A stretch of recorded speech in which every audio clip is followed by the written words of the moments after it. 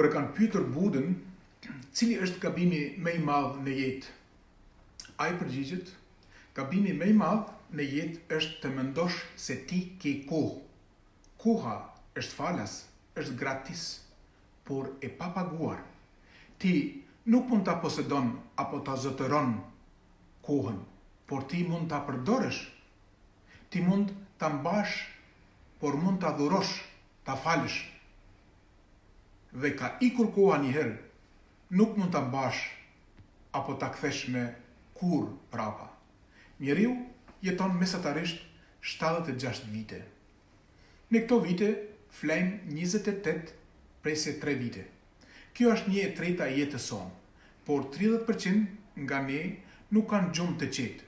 Ne punojmë rreth 11 vite gjatë jetës sonë, por 50% nga ne dëshirojnë ta ndërprejnë punën e tyre momentane. Koha është shumë më e vlefshme se sa paratë. Ti mund të kesh para me shumë, por nuk mund të kesh asnjëherë kohë të mjaftueshme.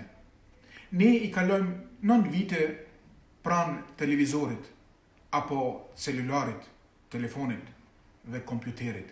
Ne i kalojmë 6 vite me punë shtëpie. Ne i kalojmë 4 vite me trajnime profesionale, kurse ne i kalojmë 2 vite e gjys me përkujtesi trupore, me pastërtinë dhe higjienën e trupit. Ne i kalojmë 2 vite e gjys me të blerë, me shopping, me rregullime të pasurisë së shtëpisë. Ne i kalojmë 1 vit e gjys me përkujdesit të fëmijëve. Ne i kalojmë 1 vit e gjys me rrugë, me udhëtime, me obligime të udhëtimesh. Kështu na mbesin neve 9 vite. Si i kalojmë ne këtë kohë? Steve Jobs ka thënë, koha jote është e kufizuar, pra mos e humb atë, as në atë formë që ta jeton jetën e të tjerëve. Kemi ne mjaft lajme të mira dhe të këqija. Lajmi i keq është koha fluturon, ikën, nuk mund ta zënë më.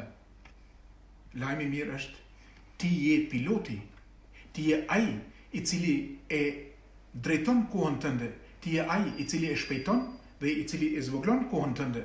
Merre me mend, ti zgjohesh në mëngjes dhe në konton në xhiron tënde gjenden 86.400 euro.